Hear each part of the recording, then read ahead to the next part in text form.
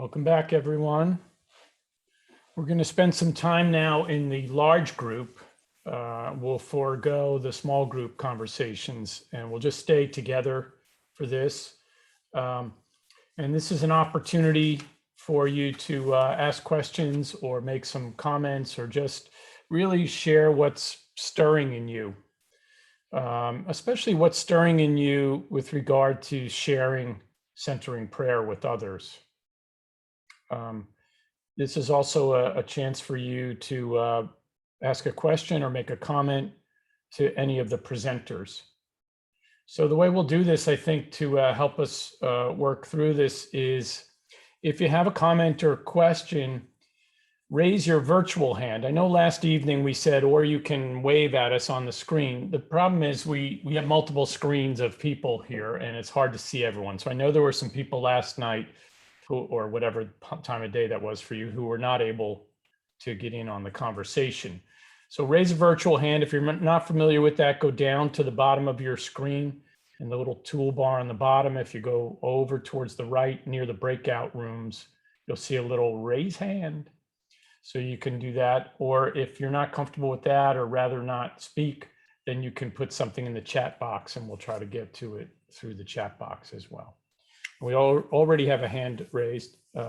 So Patricia, why don't you start us off and tell us where you're from and let us know what's on your heart or mind.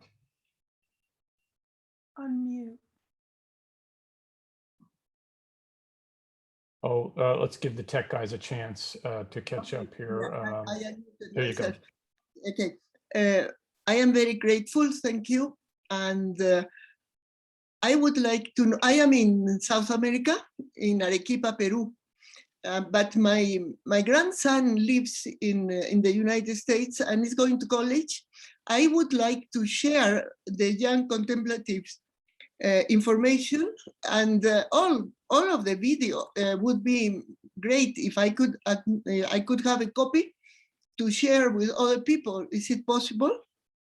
Yes, thank you, Patricia. I'll let Keith and Colleen say more, but I'll just take a chance to say that all of these presentations are being recorded and we're populating, in some cases, the chat box, but also we have a conference web page where we're listing all of these websites, the PowerPoint presentations, and the recording of the whole session. So that's there for anybody to get to. We'll put that website link in the chat box as well. But I'll let Keith and or Colleen say more about sharing this. And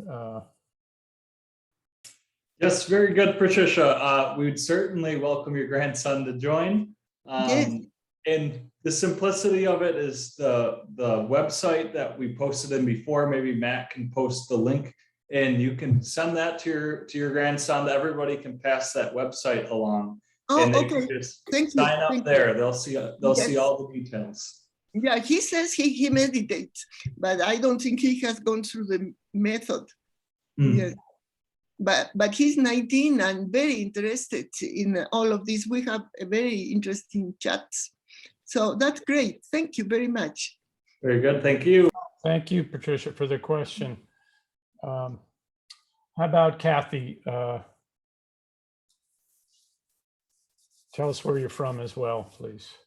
Hi, I'm speaking to you from Melbourne, Australia, but I have a home in San Antonio, Texas.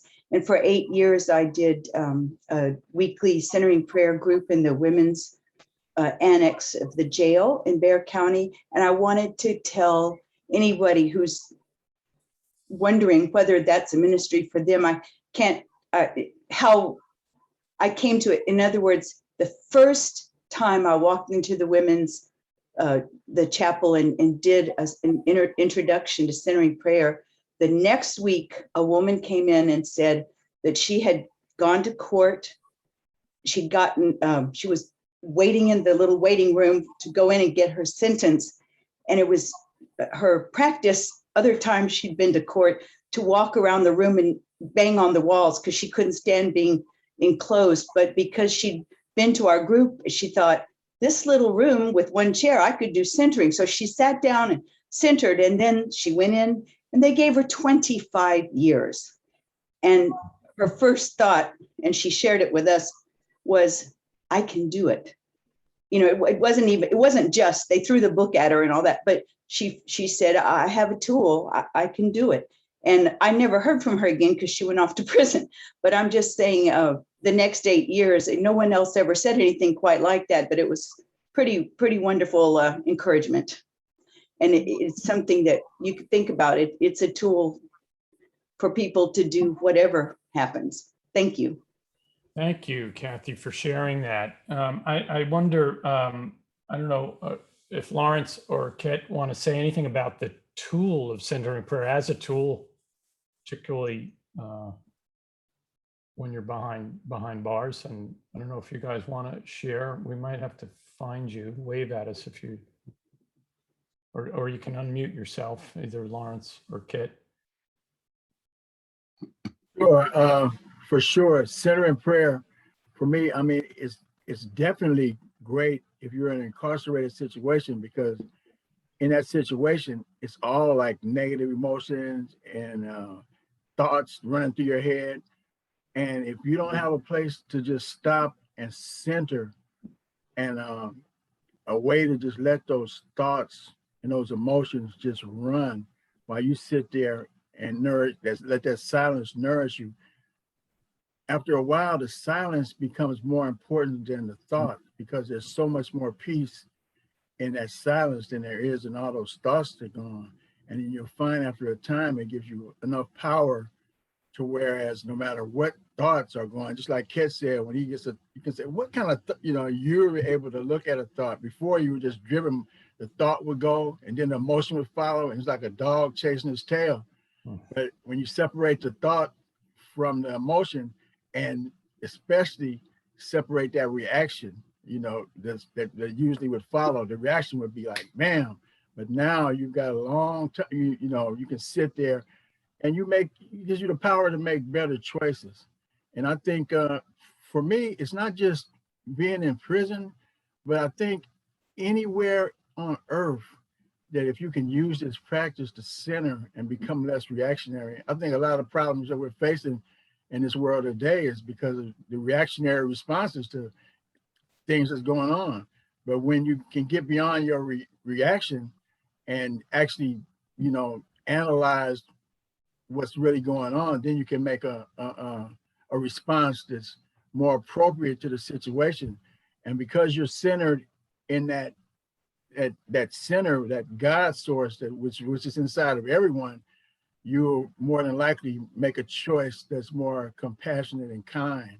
So, I mean, definitely this thing that we're doing here, I really believe has the power to transform this world. All of us probably are sitting here in this contemplative conference right now. We're seeking a better world. And this is, along with some other things that were mentioned, the mindfulness and all the other things, this is one of the tools that will help. And the more people that get tuned in, the greater it'll be. Because what I've seen is just like one light seems to light 5 lights. So everyone that would leave our group, wherever they would go, anywhere on that yard, it was chaos all the time. But around the people that had been in the center of prayer, it was always peace. And anybody that came and basked in their peace, they were away from that chaos. And we actually transformed a level 3 hardcore prison into a nice, soft, well, not so soft and comfortable, but into a more, sociable and level 2, which made time a whole lot easier. It made it easier for the guards and also made it easier for us that were in that situation. So yes, thank you for sure. Thank you, Lawrence. Beautiful. And thank you, Kathy, for the question. Sure. Let's go to Ron. Ron, where are you? And what's your comment or question? I'm in Southwest Nebraska, a member of Nebraska Contemplative Outreach. Some great saint said, the way to heaven is working with the poor. And I was greatly touched by the testimonies of the fellow people who had been incarcerated and also our senior citizens. And I'm thinking that might be a good way to help the destitute and the desperate, and also the senior citizens on loneliness. You know, that they are the elders, they are the keepers of wisdom, and try and trellis, you know, some solitude into that loneliness by just being there with them and teaching them a wonderful, wonderful method of sitting still and being present before God. So I thank all of these presenters for the information that you have given me. I'm not under 40, but you know, I could help with the youth. But primarily, I think the jail system here, we seem to have a methadone problem. I came from California and it was all opioid addiction, but here in Nebraska, it still seems to be, you know, go fast. And the one guy talked about, you know, his mother and mixing it up in the bathtub and so on and so forth. And this is what I am confronted with here in my small hometown out on the prairie. And you know, if we could, I mean, I just listened to Kit's story, and I mean, if we can try and trellis some type of solitude instead of those thoughts just going hog wild all of the time, I would like to be of service in that area. So I'm going to follow up on the information. So it was more of a comment than a question. Thank you, Ron. Appreciate the comment. As you're talking, I'm thinking about how widening our own reach is also deepening our connection, and that many of these experiences, the details, and maybe the extremeness of our experience may be different, but it's common. This is many of what's being talked about is common to all of us.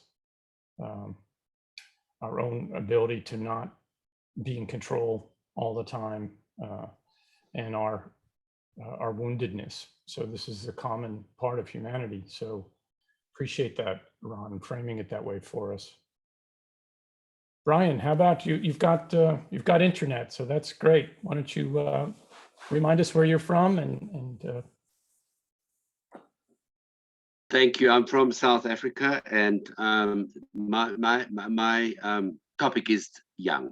I'm not young, but I have been teaching confirmation to teenagers for many years, and I always teach them Lectio Divina, which they take to very well.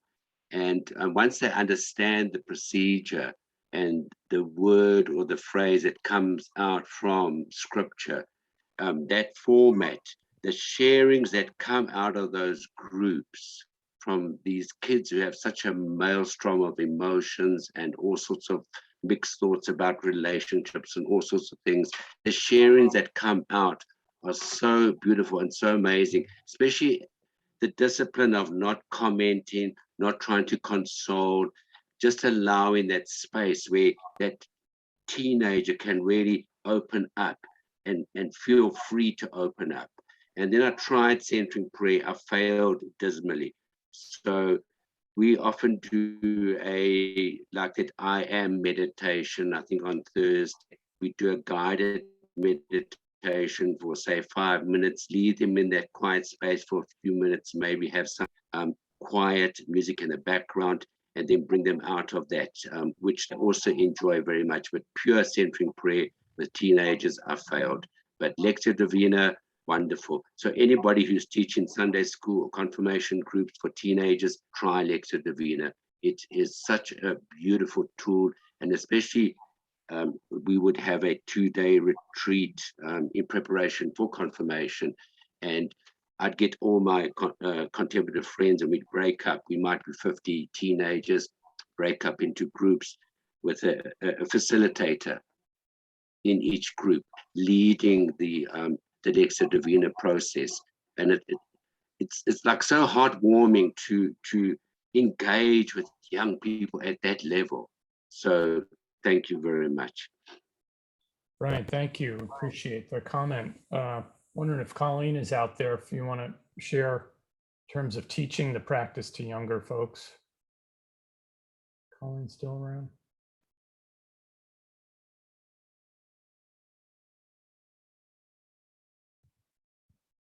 There's Colleen.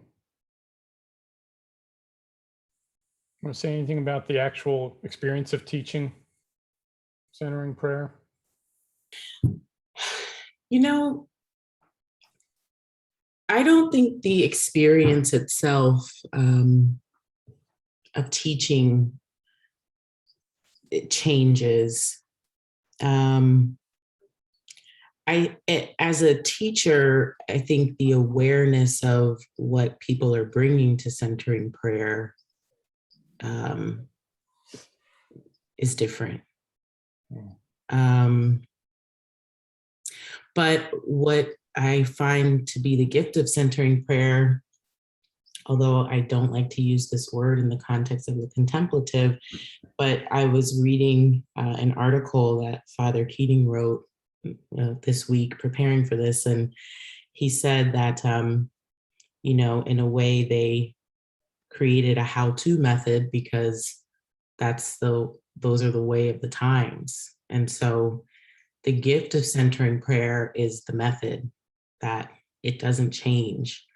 Although Keith and I have talked a bit about whether or not that method does require some adaptation, if you will. As practitioners of the traditional method, we have reservations about that for maybe obvious reasons, and maybe the folks who will talk in the afternoon session that met at Snowmass in 2017 will have more insight about that. But with any contemplative practice, being present to how the Spirit is uniquely engaging with our groups is essential. You know, Keith mentioned a bit that we paid a deal of attention to the time we offer the practice. I'm used to centering prayer groups being at noon or maybe even 5 p.m. That doesn't particularly work for the 40s and unders. Our lives don't stop. The day-to-day doesn't stop until about 7:30, maybe 8. So we've been intentional about offering later groups, and conscious of the fact that we also, our generation is much more overwhelmed by messaging, constant messaging, social media, and the dings from our phones. And I think it's affecting us all, but the reality of addiction to social media is really prevalent in the younger generation. And so we have to be conscious of that as well. I hope that answers your question. Yeah, thank you, Colleen. I'm hearing, you know, it doesn't really, the principles of the practice don't really change. It's really the transmission of it, how it's talked about and how it's presented. And when I've got 2 young adult sons, they don't know what noon is. They've never seen noon. Get up well after that. Yeah. So, I appreciate that. We've got Carol. Looks like you're in the UK, Carol. Let's get you unmuted.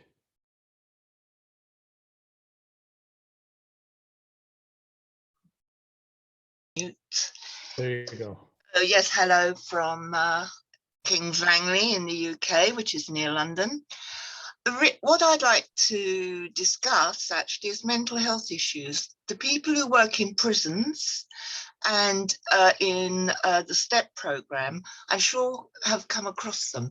The reason why I'm asking is that when I was 27, I was hit by schizophrenia, and I've had to live with schizophrenia all my life. And I found centering prayer, because I was getting no help at all from our famous medical establishment other than drugs, which just suppresses the symptoms.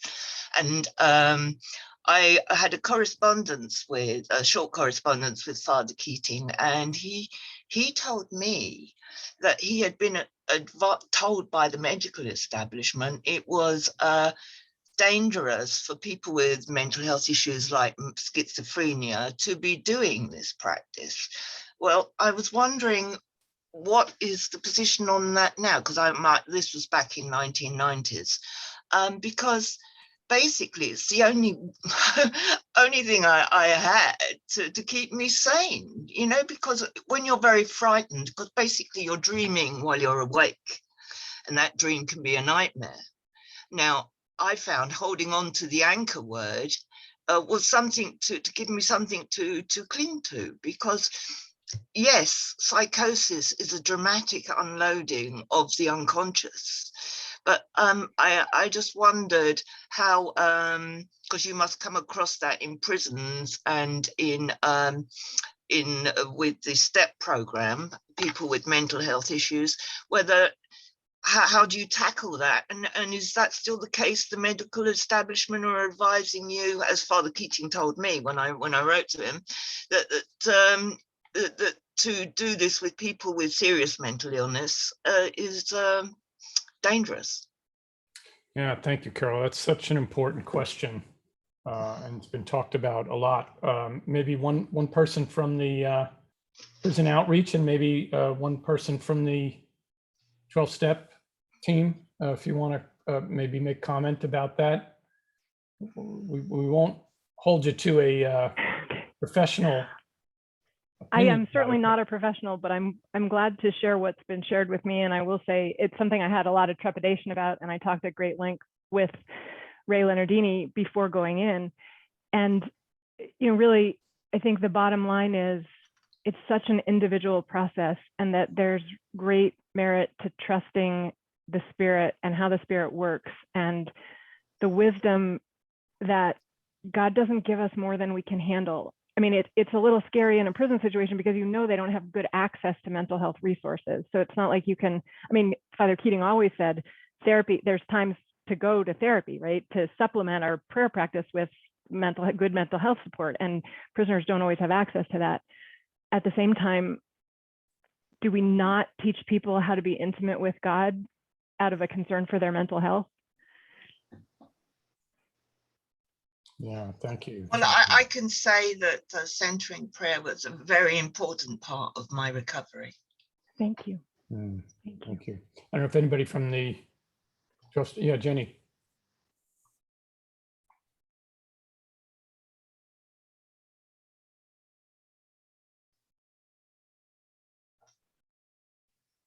Let's get you unmuted, Jenny.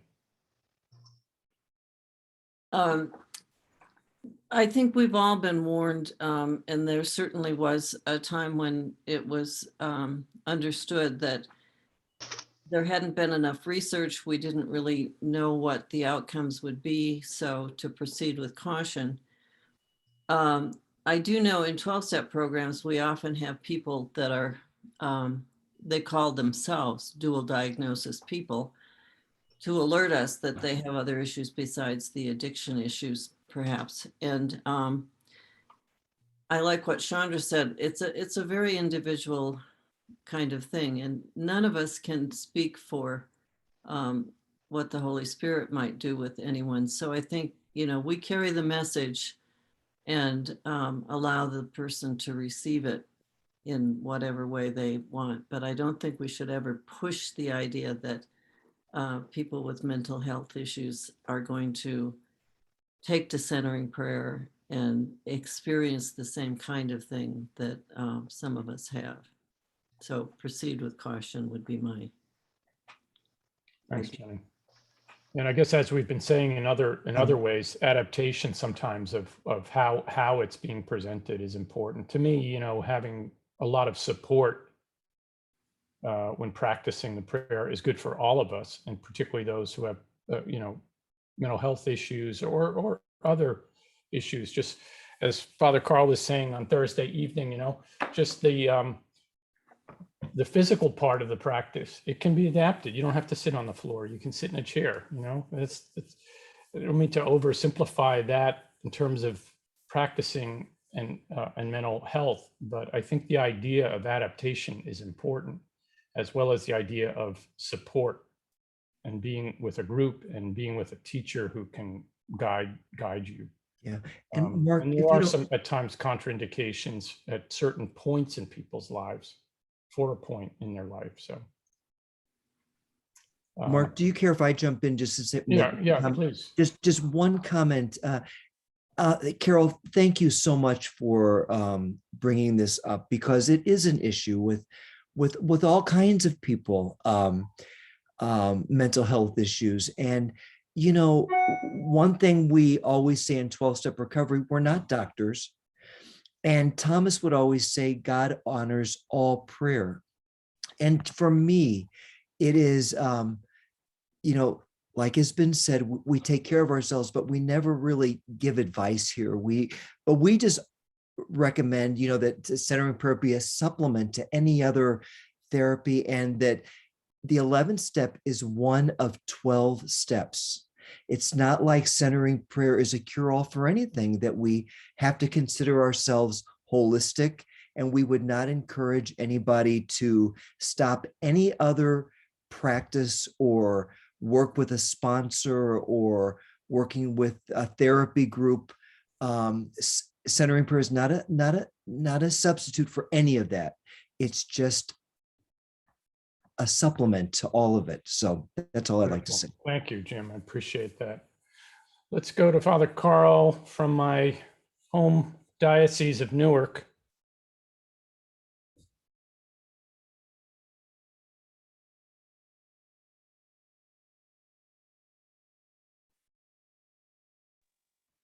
All right. Yeah. I just like to make just two comments. It's been a terrific experience hearing all that's going on, you know, but I just have two little tidbits that I think that might be of interest. The prisoners years ago put together their own leaflet for how to do centering prayer. And they put it in their own words. And Ginny mentioned it a little bit, but they called it Locked Up But Free. And I've often thought we could call, you don't have to be a prisoner to embrace that particular comment in doing centering prayer, that we're all locked up, but in that locked upness, really, there's a freedom that takes place that helps us in a certain sense deal with those things that we can't unlock. So this is a comment that, and the other is, I want to thank Colleen. You made me feel so young. I figured it out. I learned centering prayer in 1974. I had a hunger in me to go deeper, and I was 40 years old. Wow, that's it. You're always young at heart, Father Carl. Yeah, thank you.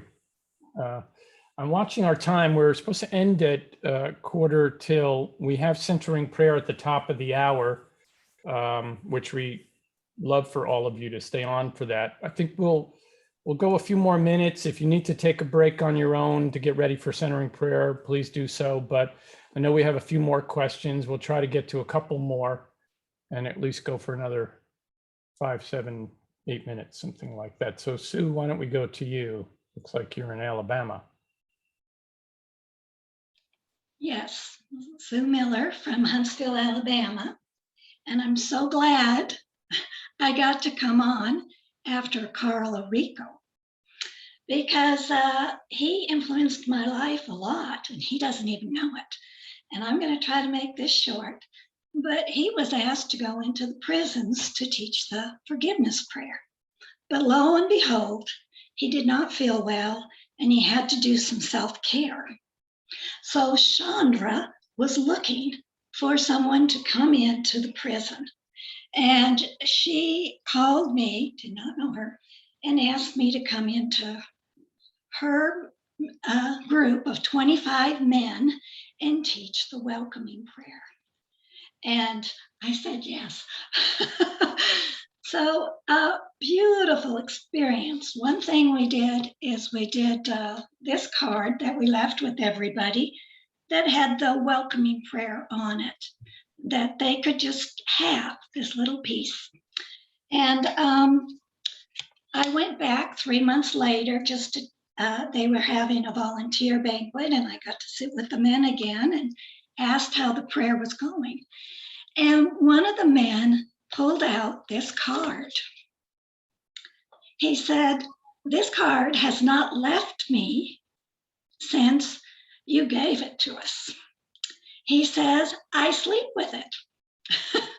He said, it's like it has led me into having the prison to be like my own monastery, that I can like step out, and every time I'm called to step out and be counted, he says, that's when I do my prayer. So there's one more part to the story that was touching, like, wow, you know, like I could die and go to heaven with a story like that, right? Well, I just about did. About, I guess it was maybe about 4 or 5 months after that, I went into the well checkup, and I ended up having open heart surgery 2 weeks later. And what kept me in my open heart surgery and for being in the hospital 3 weeks was one centering prayer, the other one, the other wing, you know what it is, consent on the go, the welcoming prayer. But what brought me mostly all the way through was, of course, doing breathing work, but remembering the men in the prisons. I thought, if they can do the welcoming prayer in prison and the centering prayer, I just found such a solidarity. And Chandra would keep in contact, and the men kept me in their prayers. And I have to say, that was so supportive to me during that time. So that's my short story. That's the short version. Thank you very much. And Chandra put in the chat box your full story, account of it in an article that yes, that she wrote, I suppose, in the Voice. Yes. So we can go see that. Thank you very much for sharing. I think Yes. we have time for Jennifer.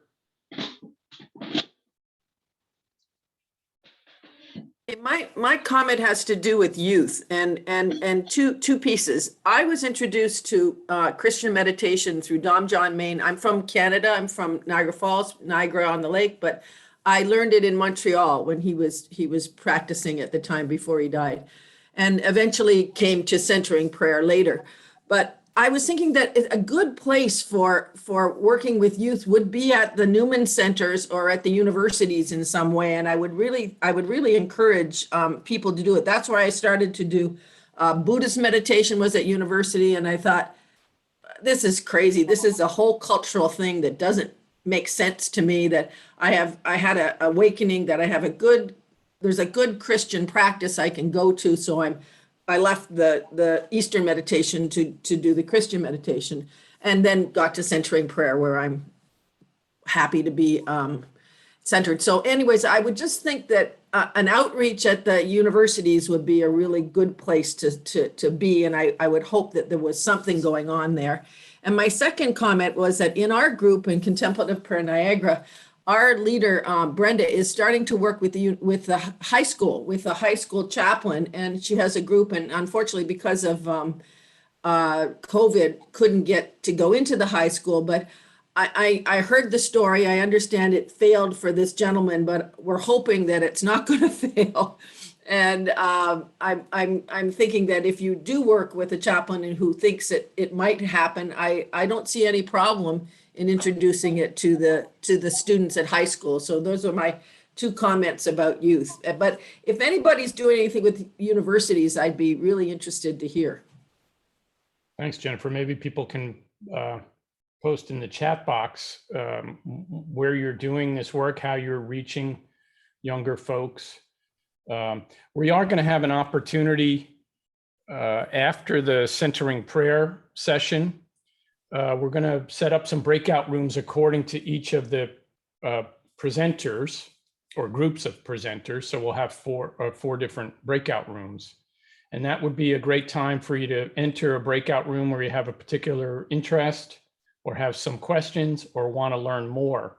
So I would encourage folks who are interested in working with youth, as well as any of the other ones, to come back for that after our you just join the meeting again, or stay on actually, and we'll set up these breakout rooms and you'll be able to meet with the presenters there.